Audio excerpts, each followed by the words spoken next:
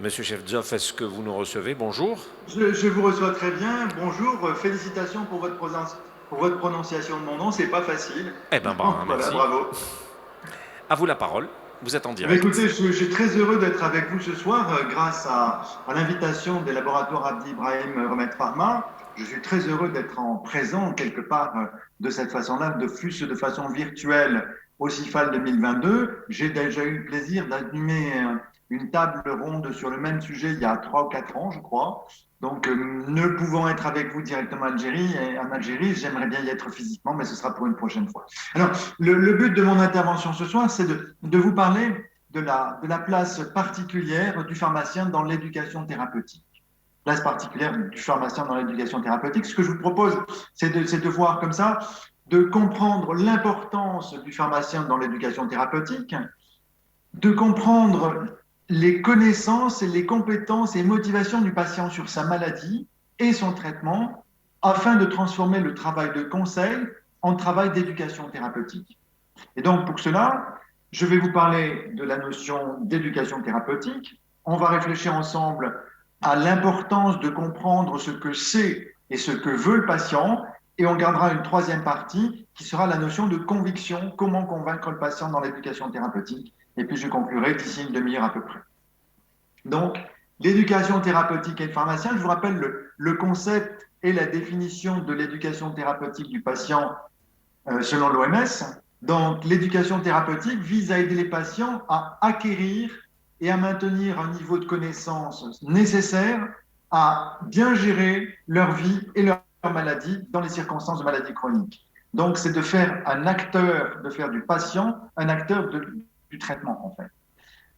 Elle fait partie de façon intégrante de la prise en charge du patient, ce qui permet d'obtenir des patients concernés, informés, conscients de leur maladie, conscients des soins dont ils bénéficient, conscients de l'organisation et des procédures hospitalières et des comportements liés à la santé et à la maladie. Et puis, on va aller un petit peu plus loin que cela. L'éducation thérapeutique permet de les aider à eux, d'aider leurs familles, de travailler ensemble et de créer des groupes de travail, des groupes de patients sur l'éducation thérapeutique, afin que le patient lui-même devienne réellement un acteur de son propre traitement. Donc, on en vient à la dernière ligne, au dernier paragraphe. Une information orale ou écrite, un conseil de prévention peuvent être délivrés par un professionnel de santé à diverses occasions, mais ils n'équivalent pas à une éducation thérapeutique du patient. Donc, on va voir la place du pharmacien dans cet alinéa que vous avez, dans ces quelques phrases que vous avez à la fin. Alors, pharmacie classique, pharmacie clinique, centrée sur le médicament, sa délivrance, sa sécurité. On travaille là sur la posologie, les indications, les contre-indications, les effets secondaires. L'éducation thérapeutique, elle a ceci de différent, qu'elle va être parfaitement centrée sur le patient, parce qu'elle vise à améliorer la compréhension de la maladie par le patient, elle vise à expliquer l'utilité du médicament, elle vise donc à améliorer l'efficacité de ce médicament, elle vise à améliorer le suivi du traitement, à diminuer les effets secondaires et à éviter l'iatrogénie. Voilà. Donc, la notion d'éducation thérapeutique, c'est cette notion vraiment que le patient est au centre. D'ailleurs, on va le voir dans quelques instants. Alors, dans quel cas s'investir? Les cas où s'investir, l'éducation thérapeutique est d'autant plus intéressante pour le patient, pour le pharmacien, pour le médecin, pour toute l'équipe soignante, pour le nutritionniste, pour le biologiste, pour toute l'équipe qui va entourer le patient. L'éducation thérapeutique est d'autant plus importante que la pathologie est chronique. Donc, pathologie chronique, pathologie invalidante, traitements au long cours, traumatologie, question d'hygiène de vie. L'éducation thérapeutique est d'autant plus intéressante que la pathologie est longue. Elle est d'autant plus intéressante et d'autant plus importante. Alors, pourquoi pour un pharmacien se dire, oui, je vais m'investir dans l'industrie, je vais m'investir dans l'éducation thérapeutique? Parce que c'est la vraie question, ça. Pourquoi est-ce que moi, pharmacien, je vais me dire, OK, avant je faisais comme ça, maintenant je vais changer, je vais faire comme ça? Eh bien, je vais vous donner quelques raisons. Donc, voilà votre position. L'idée, et une raison très importante, c'est que en améliorant et en travaillant sur l'éducation thérapeutique du patient, vous allez augmenter votre lien avec le patient. Vous allez augmenter le lien entre le patient et vous. Donc, vous allez augmenter l'indice de satisfaction de votre patientèle parce qu'ils vont comprendre que vous, pharmacien, vous leur apportez quelque chose de réellement supérieur et ceci sans dévaloriser le reste, hein, de quelque chose réellement supérieur à la simple délivrance d'un médicament. Vous leur apportez quelque chose qui est une vraie connaissance de la maladie et une vraie capacité à participer à leurs propres soins. Et donc la conséquence pour vous, pharmacien, bien une fois que le patient est satisfait, la conséquence, ben, c'est l'amélioration de votre relation avec ce patient et l'amélioration de la relation avec tous vos patients et le fait que vos patients, vous le connaissez, un patient, alors je paraphrase à peine le propos, un patient satisfait le dit à 10 autres patients. Et donc l'intérêt pour vous, pharmacien, outre de participer à une action de santé publique, ben c'est un intérêt pratique, c'est que vos patients seront contents, et étant contents, ils parleront à leurs amis qui viendront vous voir aussi. Voilà. Donc, je vous parlais du groupe d'acteurs de l'éducation thérapeutique. Ben, ce groupe d'acteurs, il est multiple. Et parfois, on se demande qui est le principal, parce qu'il n'y a pas de principal. C'est un groupe de travail, c'est une équipe multidisciplinaire qui travaille autour d'un patient. Parfois, je donne à vos confrères qui sont déjà rentrés dans ces notions d'éducation thérapeutique et qui ont vraiment créé des structures d'éducation thérapeutique. En fait, le patient devient un projet et nous sommes là en gestion de projet par une équipe multidisciplinaire. Voilà. Chaque patient devient un projet. Donc, le médecin, la famille, le diététicien, le biologiste, l'infirmier, bien évidemment le pharmacien, parce que c'est une des personnes qui va être le plus fréquemment en contact avec le patient. Et puis au centre de tout ça, il y a le patient. Au centre de tout ça, il y a le patient. Et vous, pharmacien, vous intervenez parce que vous êtes le plus fréquemment en contact avec le patient, parce que vous le voyez régulièrement au niveau des renouvellements d'ordonnances. Alors, en fait, le principal acteur de l'éducation thérapeutique, c'est le patient. J'ai dit acteur, et il faut vraiment prendre ça comme un rôle d'acteur, c'est-à-dire pour que le patient joue son rôle, vous devez le lui faire jouer. Vous devez l'aider à jouer son rôle. Vous devez préparer le patient, et c'est important parce que c'est vraiment là que vous, pharmacien, vous allez pouvoir agir. Vous devez préparer le patient à jouer son rôle de patient. Et pour lui faire jouer son rôle de patient, vous devez savoir ce que le patient sait de sa maladie, qu'est-ce qu'il sait de sa maladie, et qu'est-ce qu'il veut. Donc, le patient ne voudra que s'il sait. Il ne voudra que s'il sait. Il ne voudra réellement se soigner que s'il sait pourquoi se soigner.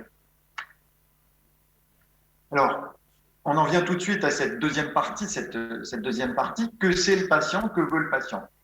Premièrement, que c'est le patient, en quoi est-ce que c'est important?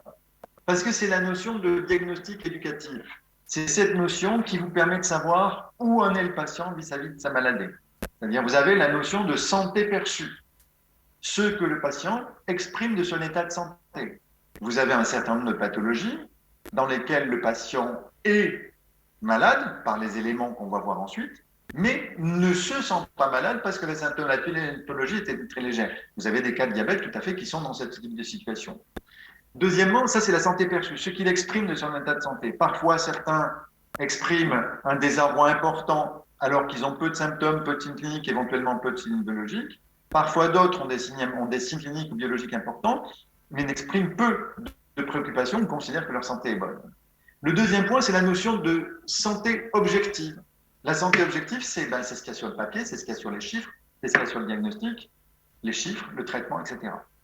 Le troisième point du diagnostic éducatif, c'est cette notion de comportement. Est-ce que le patient observe son traitement? Est-ce qu'il a une vraie observance? C'est-à-dire, c'est pas je prends mon traitement, c'est je prends mon traitement tous les jours, aux heures où le traitement m'a été prescrit. Est-ce qu'il pratique l'automédication en adaptant son traitement, en bricolant? Vous savez, il y en a certains qui bricolent un petit peu leur traitement, ce qui est extrêmement nuisible à l'efficacité de celui-ci. Et enfin, les derniers comportements, c'est les comportements en matière d'hygiène de vie. Quand vous avez un patient qui est traité pour un diabète et qui commet des excès permanents ou il y a de mauvaises habitudes en matière d'hygiène de vie, on se demande quelle est sa volonté réelle de se traiter. Et enfin, dernier point de ce diagnostic éducatif, les connaissances et les croyances quant à la maladie et au traitement. Certains ne savent pas qu'on peut vivre très longtemps avec du diabète, par exemple. Donc, l'objectif de la communication du pharmacien dans cette notion que c'est le patient, l'objectif de l'objectif de communication du pharmacien, c'est d'améliorer la compréhension de la maladie par le patient, c'est de valoriser l'utilité du traitement, parce qu'en valorisant l'utilité du traitement, on va pouvoir améliorer son observance, de valoriser le fait, la posologie et le schéma thérapeutique prescrit par le médecin, parce qu'ainsi on va pouvoir diminuer les effets secondaires, d'éviter les effets d'iatrogénie et d'améliorer l'efficacité globale du traitement. Voilà l'objectif de la communication du pharmacien pour que c'est le patient. Alors, on a vu l'objectif de la communication du pharmacien, maintenant il y a le comment. La clé de cette communication, c'est la notion d'écoute active.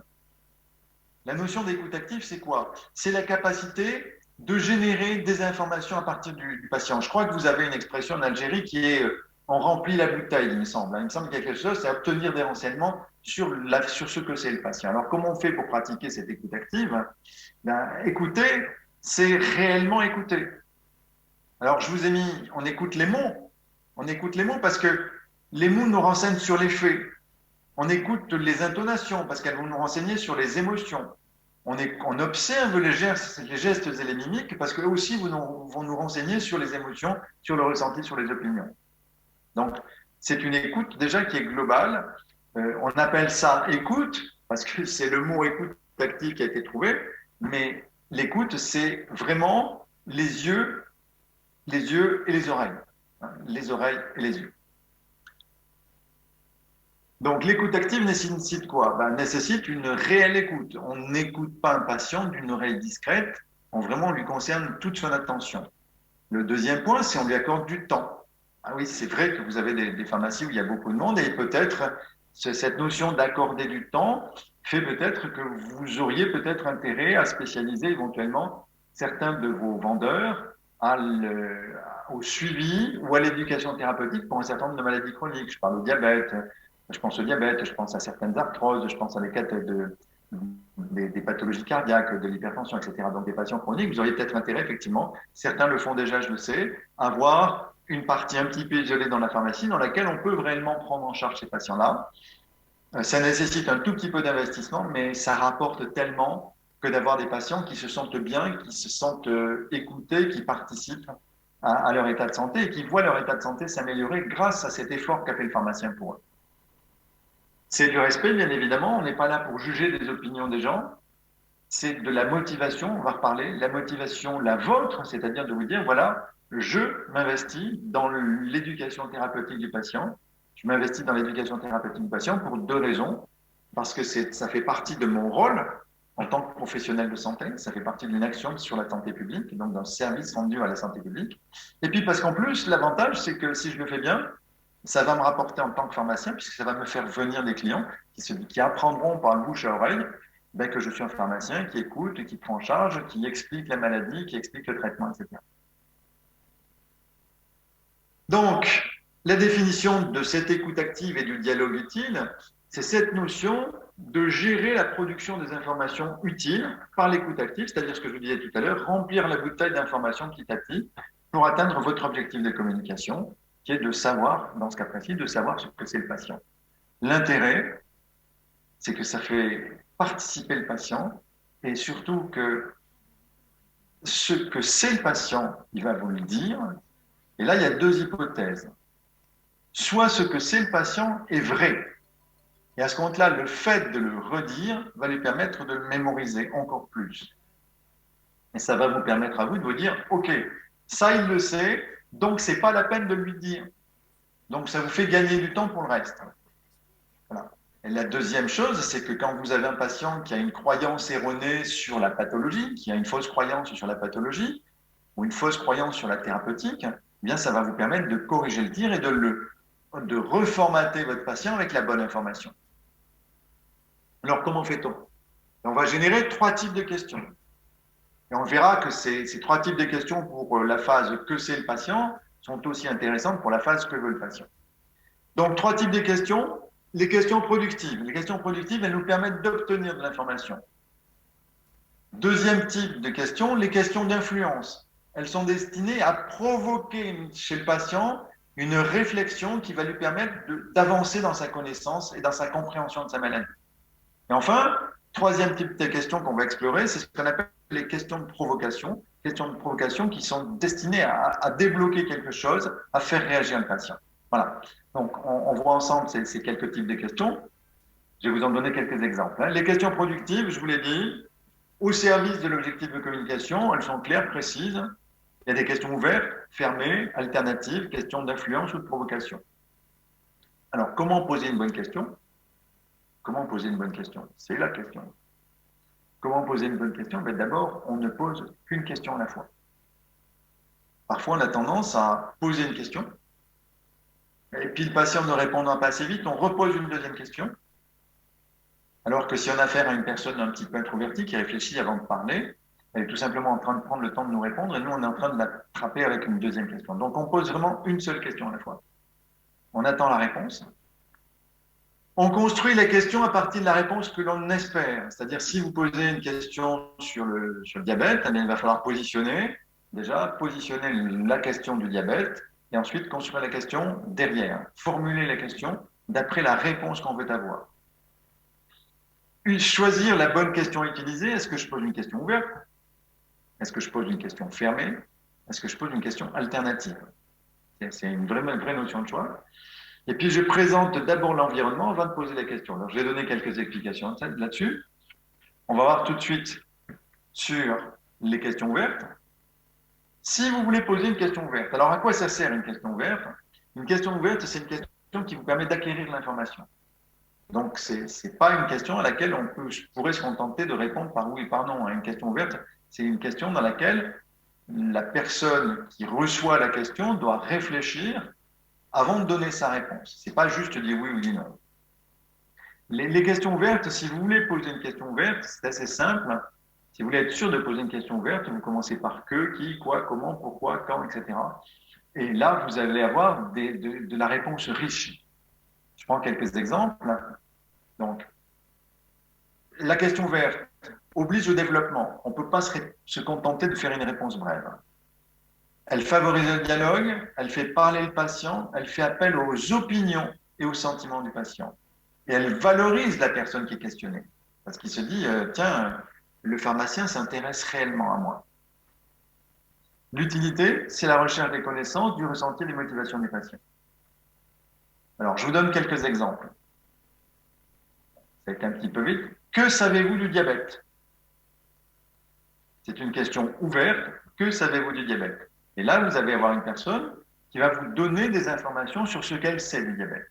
Elle peut éventuellement vous répondre non, mais je sais absolument rien. Là, on verra qu'on peut faire une question de relance. Donc, que savez-vous du diabète? Que voulez-vous savoir sur votre traitement? Certains vous diront non, mais rien, moi je fais confiance à mon docteur, et puis d'autres vous diront mais est-ce que ça marche vraiment, est-ce que c'est bien toléré, etc. Donc là, vous aurez des informations aussi. Comment prenez-vous votre traitement habituellement? Alors, on verra tout à l'heure qu'en question fermée, j'ai pratiquement la même. Je vous recommande la question ouverte dans ce cas-là. Comment prenez-vous habituellement votre médicament? Que pensez-vous de votre traitement? Que ressentez-vous par rapport à votre maladie? Que ressentez-vous de votre traitement, etc. Voilà, ce sont des questions ouvertes qui conduisent la personne en face de vous à réfléchir pour vous donner une réponse. Et cette réponse va vous aider par la suite à comprendre ce que c'est le patient. Et comme je vous le disais, quand on comprend ce que c'est le patient, quand on sait ce qu'il sait, ben déjà, on a des éléments qui nous permettent de dire voilà ce qu'il sait. Si c'est vrai, on garde. Si c'est faux, on corrige. Et surtout, ça nous permet aussi de nous dire voilà, il sait ça, donc je n'ai pas besoin de tout lui expliquer. Donc, je gagne du temps et je lui explique éventuellement la chose supplémentaire dont il a besoin. Ça, c'était pour les questions ouvertes. Pour la partie question fermée, dites-vous bien que si vous voulez poser une question fermée, le concept est simple, vous commencez par un verbe. Et on va voir l'exemple là-dessus. Alors, la question fermée, elle sert à quoi? Elle oblige à une réponse précise et courte. C'est une réponse clivante.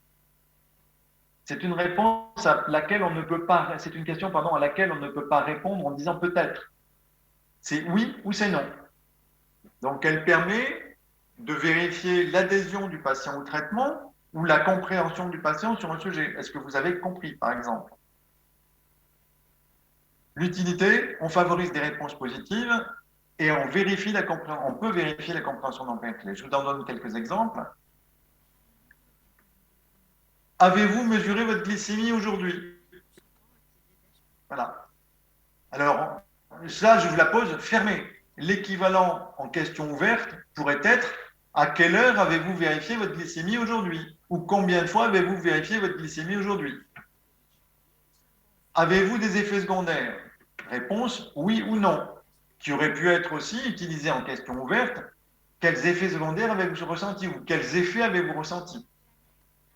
Je viens de donner une explication au patient où le patient vient de me poser une question, je lui réponds, je valide ma réponse en lui disant est-ce que c'est bien ce que vous vouliez savoir? Et donc là, il va me répondre oui, et j'ai plus besoin de lui donner d'autres explications. Ou alors il va ouvrir de grands yeux et me répondre non, et là j'ai besoin de recommencer mes explications. Vous avez une personne qui prend mal son traitement, dont le diabète est en train d'évoluer. Parfois, il est utile de lui poser une question du style mais vous voulez bien continuer à travailler? Hein? Est-ce que vous souhaitez diminuer ce symptôme du diabète? Voilà. Est-ce que vous voulez diminuer ce symptôme du diabète? Point d'interrogation. Et donc, le patient, il va répondre oui ou il va répondre non, et on va pouvoir chercher ensuite. Donc, ça, ce sont les questions fermées. Je vous rappelle que pour pratiquement chaque question, il y a deux possibilités de la poser réellement. Hein. Question ouverte, je veux quelque chose de délayé par le patient, je veux des explications approfondies. Question fermée, je veux juste un oui ou un non. Alors, juste, je vous ai dit il y a quelques instants, il vaut mieux demander à un patient, alors je vais le formuler différemment. Pardon, ça c'est la suivante. Excusez-moi, je suis en train de faire des bêtises. Voilà. Il vaut mieux poser la question comment prenez-vous votre traitement habituellement que poser la question est-ce que vous avez bien pris votre traitement? Parce qu'entre nous, quand vous posez à un patient une question fermée comme est-ce que vous avez bien pris votre traitement, vous avez 80% des patients qui vont vous répondre oui, alors que vous savez que ce n'est pas vrai. Tandis que si vous le formulez en question ouverte, comment prenez-vous votre traitement habituellement? Là, le patient va être obligé de réfléchir un petit peu pour vous fournir une réponse, et vous allez vite savoir s'il prend son traitement de la façon qui est prescrite ou pas. Donc, je vous ai parlé des questions fermées. Il reste une dernière gamme de questions qui peut être intéressante aussi pour comprendre ce que c'est le patient. C'est donner un choix avec deux propositions. C'est des questions qui permettent au patient qui nous permettent d'avoir une réponse précise en donnant l'impression au patient qu'il est libre. Donc, pour le patient, c'est important d'avoir le choix, c'est important d'avoir une certaine liberté, même si elle est orientée. Je vous donne quelques cas en général, voilà, un exemple général, mais voilà.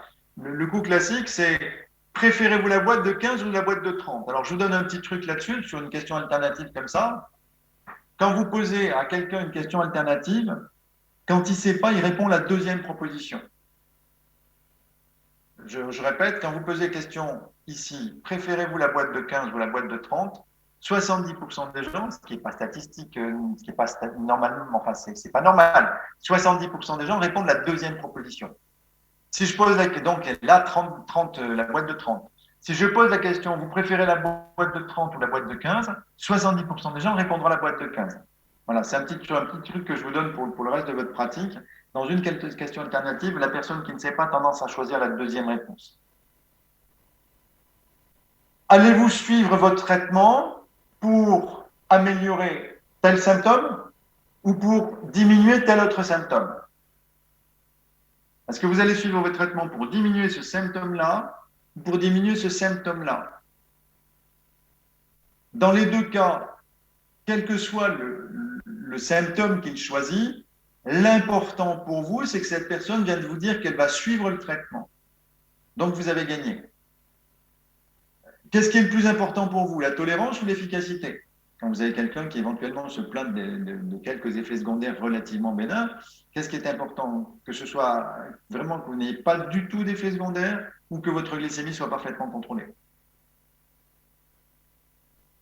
Et là, la plupart du temps, les gens vont répondre, bah oui, il faut que mes sucres soient bien contrôlés.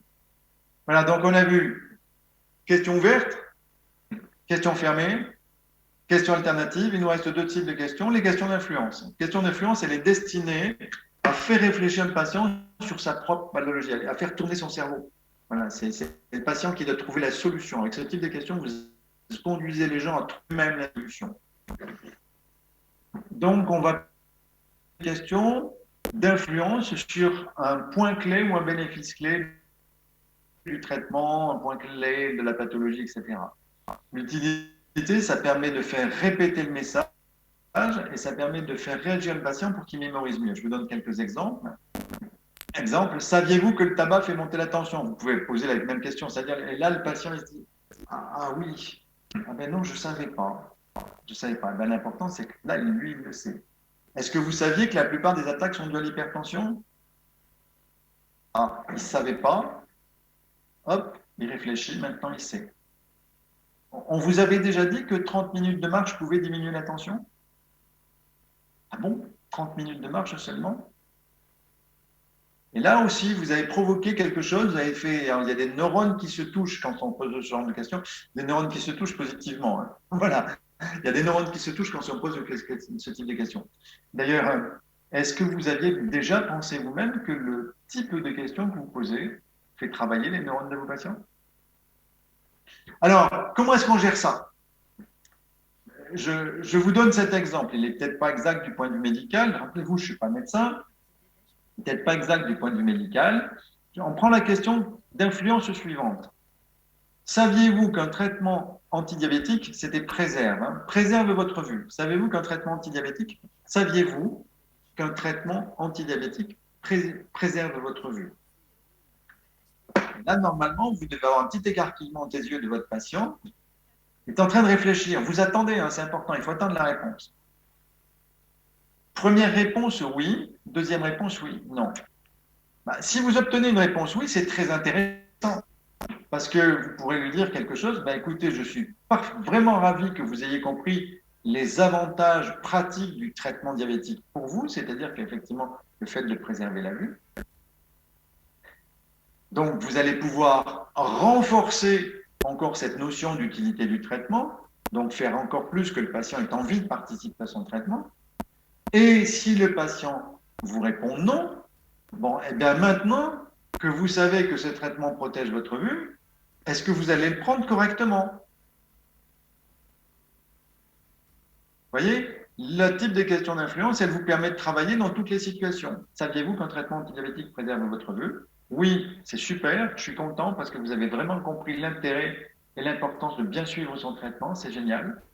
Ou non, bah écoutez, voilà, j'ai bien fait de vous poser la question parce que je vous le confirme, il préserve, un traitement diabétique préserve votre vue. Est-ce que c'est important pour vous de préserver votre vue? Oui, donc maintenant qu'on le sait tous les deux, je suis convaincu que vous allez faire de gros efforts pour bien suivre votre traitement. Voilà. Donc, ce sont ces techniques d'écoute globale qui vont vous permettre d'obtenir des informations sur ce que c'est le patient. Question de provocation. Là, c'est quand vous avez des patients qui sont un petit peu résistants. Ils sont destinés vraiment à faire réfléchir le patient et en le conduisant à s'interroger sur une opinion ou une croyance qui est défavorable. Donc, ça permet de déstabiliser le patient sur une fausse croyance, hein, de réactiver l'écoute du patient sur les avantages du traitement. Exemple, mais il faut les poser de façon complètement neutre. Hein. C'est juste un petit air étonné. Un petit air étonné, c'est « Ah bon, vous ne souhaitez pas vous soigner ?» Ah. Et là, vous vous taisez et vous attendez la réponse. Ah bon, vous préférez courir le risque de perdre la vue. Et là aussi, on attend la réponse. Pas de petit sourire, pas d'ironie, pas de... Il ne faut pas le faire, parce que je suis persuadé qu'un certain nombre d'entre vous posent ce type de questions. Mais elles sont posées parfois avec un ton un petit peu plus agressif que ça. Là, c'est vraiment presque, vous êtes curieux. Ouais, c'est une question, vous êtes curieux. Ah bon, vous ne souhaitez pas soigner votre diabète. Et vous attendez. Et là, le patient, il va réagir, il va vous dire, soit, mais si, je voudrais me soigner. Hop, vous avez fait un pas en avant dans l'éducation thérapeutique. Ah bon, vous préférez courir le risque de perdre la vue. Vous êtes neutre, hein, vous ne jugez pas dans le disant comme ça. Vous êtes neutre, vous ne jugez pas. Il va dire, bon, perdre la vue, je peux vraiment perdre la vue? Et là, vous allez pouvoir avancer. un patient qui fait n'importe quoi avec son traitement, alors vous pensez que ça marche de la même façon, quelle que soit la façon dont on le prend. C'est ça? Ben, oui. Écoutez, j'ai bien fait de vous poser la question parce qu'on va pouvoir travailler là-dessus et je vais vous expliquer pourquoi il est important de prendre bien le traitement régulier. Voilà. Donc voilà un certain nombre de types de questions. Donc l'idée, elle est là, c'est une fois que vous avez fait ça, vous avez des informations, vous avez rempli la bouteille sur ce que c'est le patient. Donc je vous rappelle, quand vous savez ce que c'est le patient, premièrement, ce qu'il sait est vrai, vous vous en servez pour renforcer. Deuxièmement, ce qu'il croit savoir est faux, vous vous en servez pour corriger. Troisièmement, quand vous savez ce qu'il sait, eh ben vous savez que vous n'aurez pas besoin de lui réexpliquer, donc vous pouvez lui expliquer autre chose. Et donc vous gagnez du temps. La technique, on pose la question, comme je l'ai fait tout à l'heure, l'air neutre, un petit peu étonné. On attend la réponse. Voilà, on pose une question, on attend la réponse. Dans sa tête, on compte 1, 2, 3. Voilà, on a pris le temps d'apprendre la réponse. Et après la réponse, bien, on va gérer la réponse, on va reformuler ce qu'a dit le patient pour être sûr d'avoir bien compris. C'est la reformulation d'ailleurs que je voulais parler. La reformulation, donc je réexplique, vous devez savoir sûrement. Hein. La reformulation, c'est la capacité à reprendre ce que vient de dire le patient sans le modifier, sans en modifier le sens, éventuellement avec quelques mots légèrement différents, juste pour s'assurer que vous avez bien compris, pour montrer que vous êtes attentif à ce qu'expriment les patients. C'est-à-dire que imaginez que vous avez quelqu'un en face de vous, il vous pose une question, vous lui répondez, il passe à la question suivante.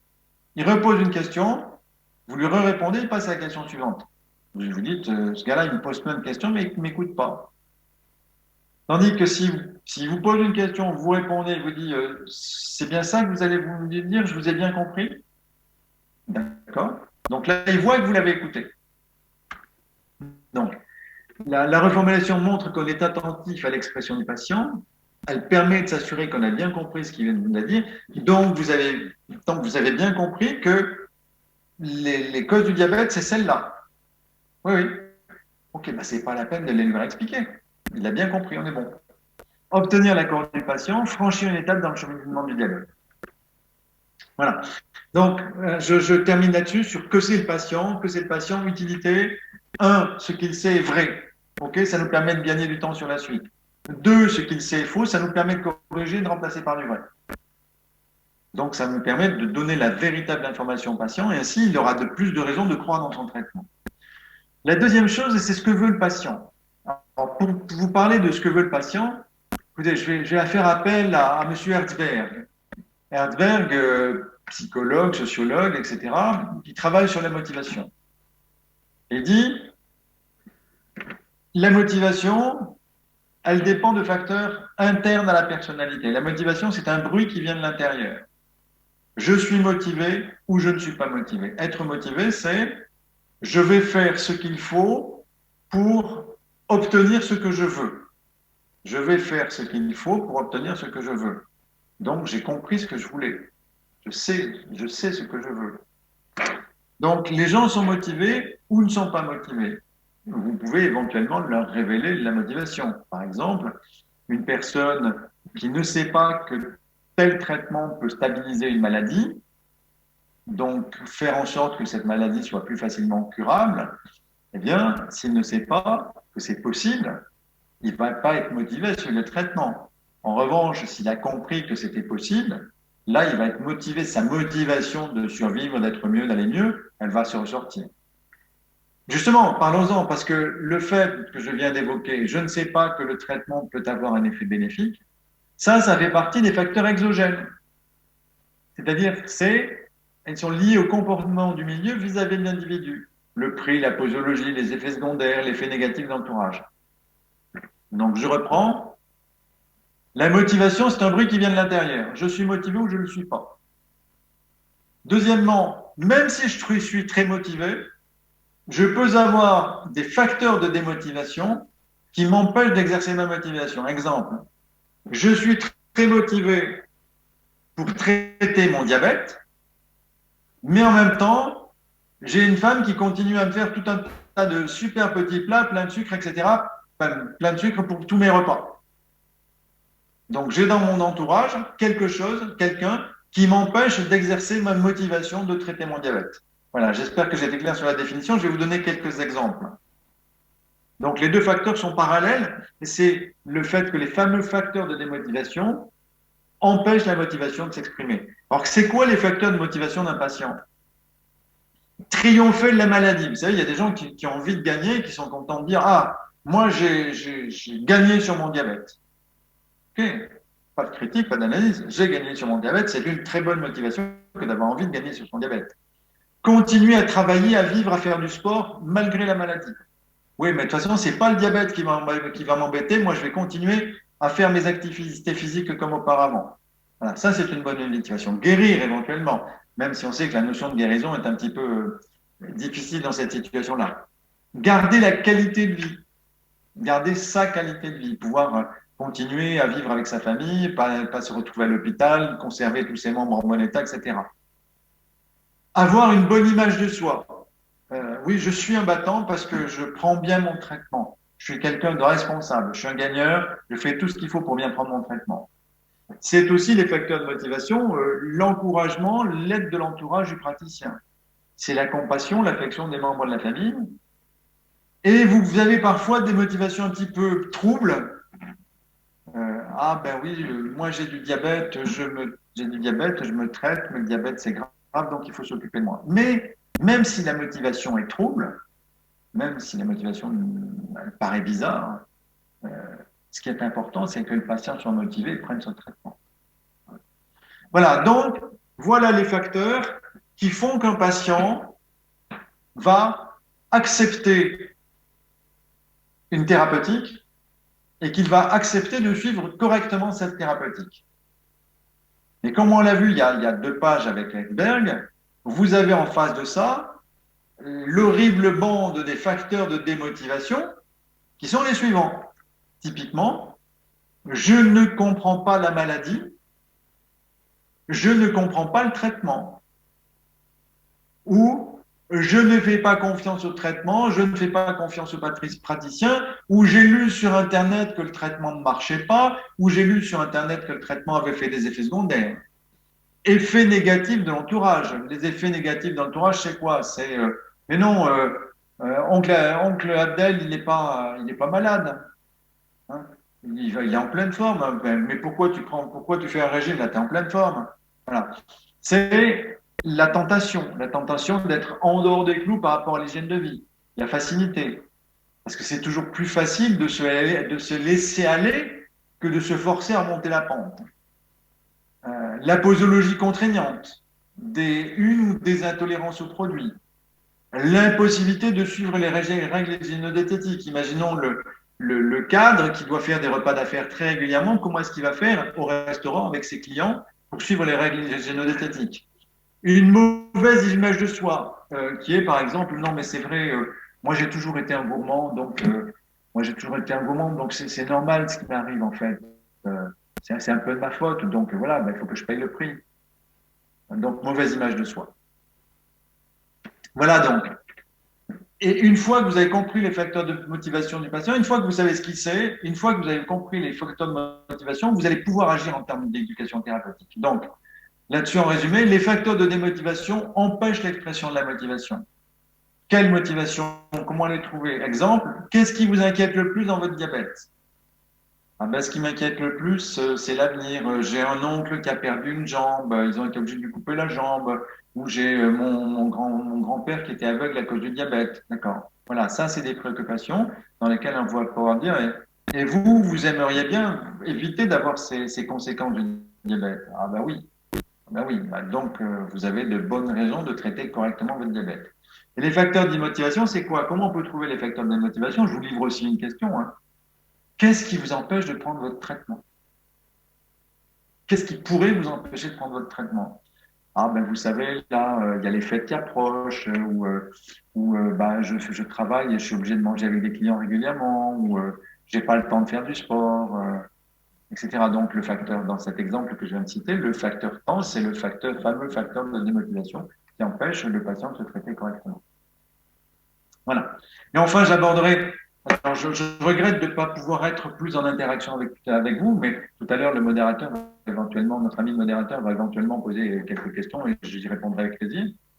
On va passer à la notion de comment convaincre dans l'éducation thérapeutique. Hein, je vais vous donner quelques éléments qui vont vous permettre d'augmenter le niveau d'augmenter votre capacité de conviction. Vous convaincrez d'autant plus le patient de suivre son traitement que vous répondrez à ses motivations. Alors, comment convaincre? Il y a l'idée, c'est de traduire les arguments davantage. Vous pouvez toujours dire que le produit fait baisser la glycémie, que le produit fait telle chose, régule telle autre chose, etc. Vous pouvez toujours dire ce genre de choses. Mais derrière, ce qui est important, c'est de dire quelque chose. Tout à l'heure, vous m'avez dit que votre grand-père avait perdu la vue. Bien, écoutez, je ne sais pas ce qu'il en était à l'époque, mais ce que je peux vous dire, c'est que la meilleure façon de conserver, de préserver sa vue quand on est diabétique, c'est de bien prendre son traitement. Est-ce que ça vous intéresse de conserver votre vue? Voilà. L'avantage, autre exemple, hein, c'est vous avez déployé les arguments et puis vous dites l'autre avantage pour vous, c'est que vous allez pouvoir continuer en prenant bien votre traitement, en prenant bien votre traitement antidiabétique, vous allez pouvoir continuer à travailler pour votre famille. Et puis vous pouvez aussi travailler sur la motivation de l'entourage. Si vous aidez votre parent à mieux prendre son traitement, vous-même vous serez moins inquiet. Voilà. Donc l'idée de cette notion de convaincre dans l'éducation thérapeutique, c'est présenter systématiquement à votre patient le bénéfice qu'il trouvera à bien suivre son traitement. Présenter systématiquement à votre patient le bénéfice personnel qu'il va trouver, lui, à prendre son traitement. Une fois que c'est fait, quand le patient réagit positivement à votre question, réagir positivement à vos questions, c'est-à-dire quelqu'un qui s'intéresse, qui veut en savoir un petit peu plus, qui vous dit « Ah bon, mais je ne comprends pas, vous pouvez m'en dire plus ?» Ça ne s'est pas formulé comme ça, mais c'est la notion. Un patient qui en veut en dire plus, un patient qui vous pose des questions complémentaires. Ah bon, c'est vraiment important l'heure de prise? D'accord? Quand il vous demande alors comment est-ce que je pourrais faire pour quel sport il faut faire pour diminuer son diabète? Bon, ok, vous avez quelqu'un, ça y est, il est accroché. C'est pour s'il y en a parmi vous qui sont pêcheurs à la ligne, là, il y a le fil de la ligne qui commence à bouger parce que le patient il est accroché. Alors qu'est-ce qu'on fait à ce moment-là? On l'engage à agir. Exemple. Donc, si vous respectez mieux la posologie, vous allez mieux protéger votre cœur. Vous me promettez de bien prendre votre traitement. À quelles heures est-ce que vous allez le prendre? Donc, parce que vous fumez beaucoup, que vous buvez beaucoup de café, que vous vous couchez tard, que vous avez beaucoup de tension. D'accord. Sur laquelle de ces trois choses préférez-vous agir en premier? Sur le café? Sur la boisson? Ou sur le fait de se coucher tard? Qu'est-ce que vous allez choisir d'améliorer en premier? À la limite, vous vous moquez de sa réponse. Hein. L'important, c'est qu'il ait choisi de faire quelque chose. OK. En conclusion, les principes de l'éducation thérapeutique du patient. C'est un processus continu, intégré dans les soins et centré sur le patient. Il vise à aider le patient et ses proches. Il permet au patient d'acquérir des connaissances, des compétences qui vont lui permettre de mieux gérer sa maladie ou son traitement. Les bénéfices pour le patient et pour le pharmacien. C'est pour le patient, c'est que l'éducation thérapeutique permet de changer sa compréhension de sa maladie et éventuellement d'enlever les fausses croyances. C'est que l'éducation thérapeutique va permettre au patient de mieux comprendre l'impact que sa maladie a sur lui. Elle va renforcer son observance, elle va réduire les contraintes, elle va améliorer ou préserver la qualité du patient. Et l'éducation thérapeutique, parce que c'est un acte qui va, qui va convaincre votre patient de l'importance que vous lui accordez. Donc, l'éducation thérapeutique que vous ferez améliorera la confiance du patient dans les services de votre pharmacie. Voilà. Dernière chose dont je n'ai pas encore parlé, dès que vous en aurez l'occasion, dès que ça va se monter en Algérie, parce que je sais qu'il y a des choses qui commencent à se monter, Eh bien, le principe de l'éducation thérapeutique, comme on l'a vu là, tout à l'heure, c'est l'éducation thérapeutique, c'est un réseau qui se tisse autour du patient. C'est un réseau qui se tisse. On peut faire des groupes de parole sur le diabète. Groupe de parole, vous savez, comme ça se passe chez les alcooliques anonymes, par exemple, où les gens viennent parler de leur maladie, on leur explique que c'est une maladie, etc. On remonte leur image de soi, on les aide à suivre. Ben, c'est l'éducation thérapeutique, elle se fait aussi par des groupes de parole. Elle se fait par le réseau des praticiens, je vous ai montré tout à l'heure. Réseau du praticien dans le diabète, ben, il y a le diabétologue, il y a le médecin généraliste, il y a le diététicien, il y a le biologiste, et puis il y a le pharmacien. Le pharmacien, il en fait partie beaucoup plus, et d'autant plus que c'est souvent lui qui voit le plus souvent le patient. Donc, de l'importance de commencer à créer des réseaux de personnes qui sont en lien sur les mêmes sujets et de commencer à travailler éventuellement dès qu'elles existeront avec des associations de patients. Voilà, j'allais terminer. Je vous remercie de votre attention et je suis maintenant prêt à répondre à vos questions. Merci beaucoup, Monsieur Alexis Shevtsov, pour cette présentation. Merci énormément d'avoir pris donc tout ce temps pour expliquer l'éducation thérapeutique et la pharmacie et cette relation. Merci à vous. Nous arrivons quasiment à la fin de cette journée et nous vous donnons rendez-vous ici même sur le plateau de la CIFAL TV dès demain matin à 10h30. C'était le Simpo de AIRP, Abd Ibrahim Remède Pharma, et M. Shevtsov qui était en ligne cet après-midi. Merci une nouvelle fois. Très bonne soirée à tous. Merci à vous de votre accueil. Merci. Et à une prochaine fois. À très bientôt.